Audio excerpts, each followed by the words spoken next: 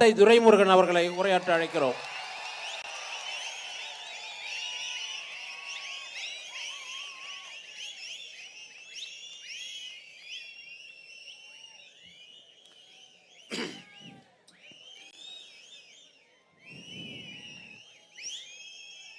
கடலம்மா மாநாட்டில்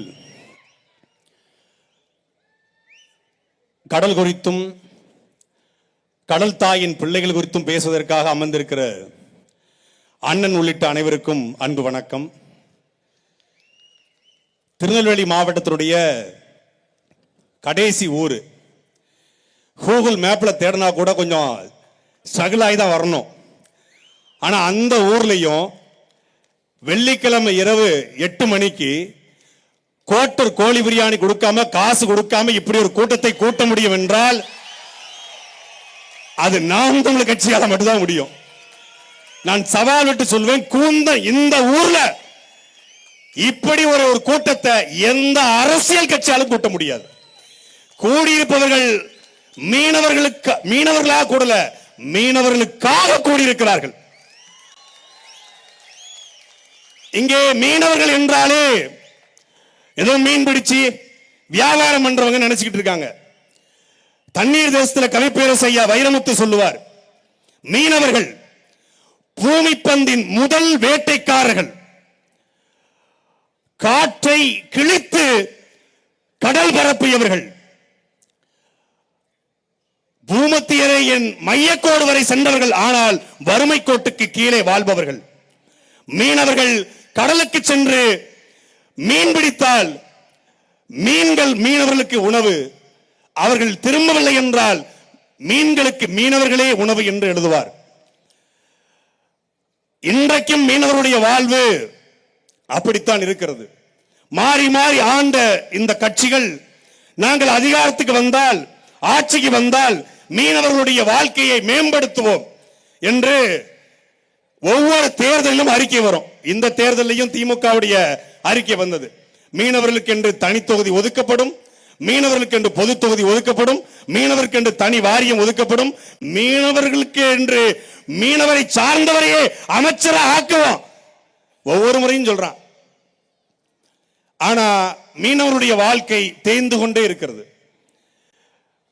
ஒரு காலத்துல கடல்ல போய் மீன் பிடிச்சு வரணும் அப்படின்னா ஒரு படகு இருந்தா போதும், ஒரு 2 மீனவர் கடல்ல போய் மீன் பிடிச்சு வந்துருவாங்க. ஆனா இன்னைக்கு ஒரு சாதாரண ஒரு படகுல மீன் பிடிக்க போனோம்னா குறைந்தபட்சம் 600 லிட்டர் டீசல் தேவை. 8 பேர் இருக்கணும். ஒரு குறைந்தபட்சம் 1 லட்சம் ரூபாய் செலவு செய்யாம கடலுக்குள்ள போயிட்டு திரும்ப முடியாது. 1 லட்சம் ரூபாய் செலவு செய்கிற அந்த மீனவன் 1 லட்சம் ரூபாய்க்கு சம்பாதிக்க முடியுமா என்றால் இல்ல. அதுக்கு 1000 சட்டங்கள், 1000 தடைகள். காரணம் என்ன?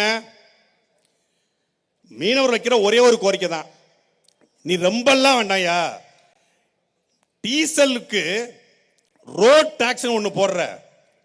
சரி, அது ரோட்ல வண்டி ஓட்டுறவனுக்கு அவன் டீசல் போடுறனால ரோட் டாக்ஸ் போடுற. நான் கடல்ல போய் மீன் பிடிக்க டீசல் வாங்குறேன், கடலுக்குள்ள என்ன ரோடா இருக்கு, என்ன மயத்துக்கடா எனக்கு ரோட் டாக்ஸ் போடுறேன்னு கேட்கிறான். உலகத்துல எந்த அரசாவது எரிபொருள், இப்போ நீங்க நான் ஒரு மகிழுந்து வச்சிருக்கேன், எங்க அண்ணன் சீமான் மகிழுந்து வச்சிருக்காங்க, தேவான் மகிழுந்து வச்சிருக்காங்க, நாங்க கார் தரையில ஓட்டுறோம். எனக்கு என்ன பண்ற, டீசலுக்கு ரோட் டாக்ஸ், கிரீன் டாக்ஸ் ஒன்னு போடுற. ஏன் கிரீன் டாக்ஸ்? நாங்கள் வாகனத்தை ஓட்டுகிற பொழுது அழுந்து வருகிற புகை அந்த சுற்றுச்சூழலை மாசடைய செய்யுது. அதனால நாங்க மரங்களை வைக்கிறோம், அந்த சுற்றுச்சூழலை மாசடையாம தடுக்க மரங்களை வைக்கிறோம். அதனால நீ கிரீன் டாக்ஸ் கட்டுங்கிற. நான் தெரியாம கேட்கிறேன், கார்ல போற நான் விடுகிற புகை இந்த சுற்றுச்சூழலை பாதிக்கிறது என்பதற்காக மரங்களை நடுவதற்கு கிரீன் டாக்ஸ் வைக்கிற மரங்களை நட்டதாக சொல்ற, கடலுக்குள்ள எங்கடா மரம் இருக்கு, என்ன மயத்துக்கடா கிரீன் டாக்ஸ் ரோட் டாக்ஸ்? இந்த கேள்விக்கு மத்திய மாநில அரசு பதில் இருக்கா? கேரளாவிலையும் மீனவன் இருக்கான், அங்கேயும் மீன்வளத்துறை இருக்கு, அங்கேயும் முதலமைச்சர் இருக்காரு. கன்னியாகுமரியில ஒரு கப்பல் கவுந்துருதுங்க. கேரள மீனவனும் பாதிக்கப்படுறான், தமிழ்நாட்டு மீனவனும் பாதிக்கப்படுறான். பாதிக்கப்பட்ட கேரள மீனவனுக்கு மத்திய அரசிட்ட கேரள மாநில அரசு பேசி அவனுக்கான இழப்பீட வாங்கி கொடுக்குது. இந்த அரசு இருக்கு பாருங்க, உங்க அப்பா அரசு,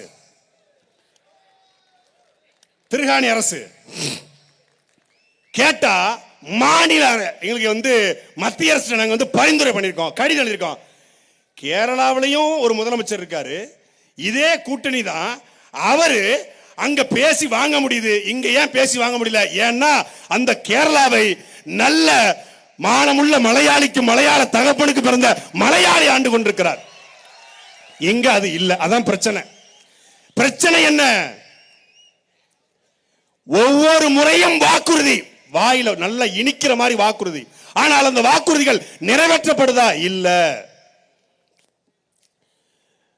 எத்தனை மீனவர்கள் சட்டமன்றத்துக்கு போனாங்க, மீனவர் தொகுதியில் வென்று அவர்களுடைய குரல் சட்டமன்றத்தில் ஒலித்திருக்கிறதா? இல்லை. அவர்களுக்கு ஒலிக்க வேண்டும் என்றால் மீனவ சமூகத்தில் பிறந்து மீன்பிடி பிடிக்கக்கூடிய மக்களுடைய வழியை உணர்ந்து ஒரு மீனவனுடைய கஷ்டம் என்ன என்று பேசக்கூடிய ஒருத்தர் அமைச்சராக இருந்து அந்த துறை ரீதியாக இருந்தால் நடவடிக்கை எடுக்கப்படும். இங்க அது இல்லை, அதுவும் போச்சு. அப்ப அதுக்கு என்ன வாய்ப்பு இருக்கு? ஒரே ஒரு வாய்ப்பு தான் இருக்கு. நம்ம பிரச்சனை அவன் காதுல கேட்கலனா அவன் காதுல சங்க வச்சு ஊதக்கூடிய ஒருத்தனை நாம் தேர்ந்தெடுக்கணும். பினராயி விஜயன் பேசுவது மோடி காதுல கேக்குது, ஆனா பிள்ளைக்காபைய பேசுவது மோடி காதுல கேட்கல. அப்ப சங்கெடுத்து சாட்டை எடுத்து அடிக்கக்கூடிய செந்தவன் சீமான் போன்றவர்கள் இந்த இடத்துல இருந்தால் கேட்கும். நீங்க சொல்ல தேவையில்லை, அவரே செய்வார். ஒட்டுமொத்த கடல் இன்னைக்கு அரபிக்கடலாக, வங்காள விரிகுடாவாக, இந்திய பெருங்கடலாக இது இருக்கு. ஆனால் இது வங்காள விரிகுடாவாக, அரபிக்கடலாக, இந்திய பெருங்கடலாக இருப்பதற்கு முன்பே ஏன் இந்த நிலம் உருவான காலம் தொட்டு இந்த நிலம் சேரன் கடலாக, சோழன் கடலாக, பாண்டியன் கடலாக இருந்த காலத்திலிருந்து இந்த கடலை கட்டாந்தரையாக பயன்படுத்தியவன் எங்களுடைய மீனவன். அந்த மீனவனுடைய வாழ்க்கை கீழே கீழே போயிட்டு இருக்கு. மீனவன் வெறும் மீன் பிடிக்கிற மட்டுமல்ல, உலகத்தில் முதலாக கப்பல் படையை கட்டி சண்டை போட்டவன் சோழன்.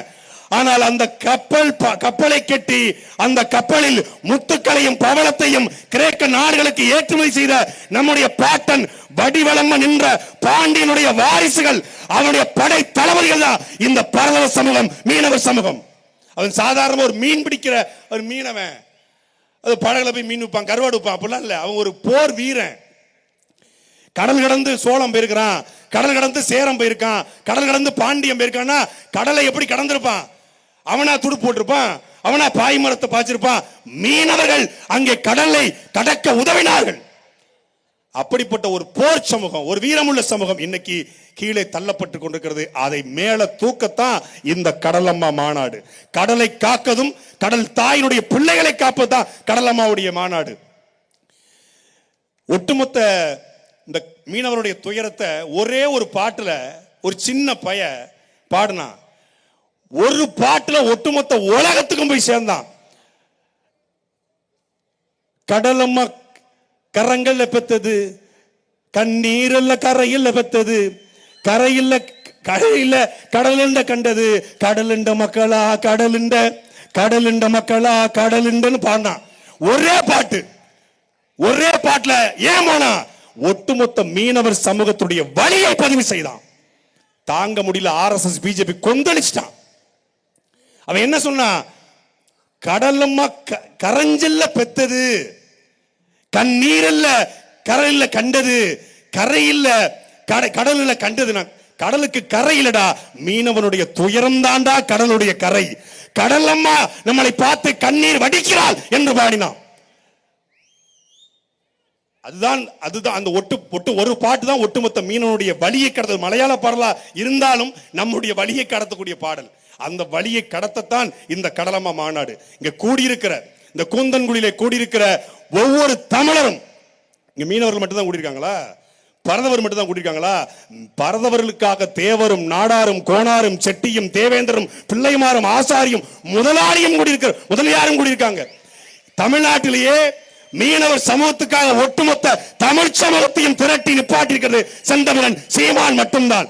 இந்த படை அதிகாரத்தை நோக்கி விரைகிற பொழுது ஒட்டுமொத்த மீனவருடைய பிரச்சனையும் தீர்க்கப்படும். நன்றி, வணக்கம். நாம் தமிழர்.